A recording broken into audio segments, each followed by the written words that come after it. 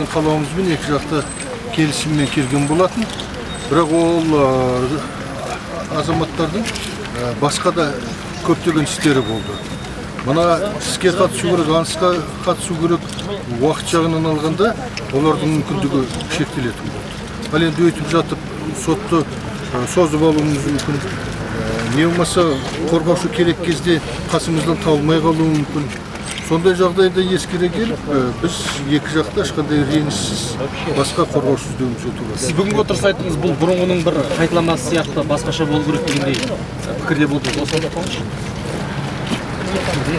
Бұл соттың өту барысында қатысты айтылған әңгіме.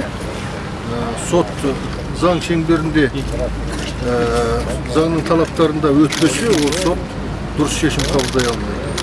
Оның нәтижесі Талдықорғандағы мерекеліктің осы іске қатысты өткізген сот.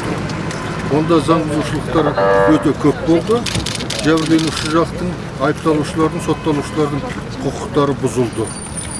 Сақталған жоқ заң талаптары. Сондықтан да оның шығарған үкімі бір жақты болып шықты. Ол уақытын өз көрсетіп беріп отыр.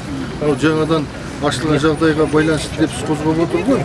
Бұны жаңадан ашылған жағдайға байланысты деп емес, жоғарғы сот, жаңағы Талдықорған облыстық сотында кеткен қателіктер, апелляция берді, кассациялық шағымдар берді, бізде келіспеушіліктерімізді бердік.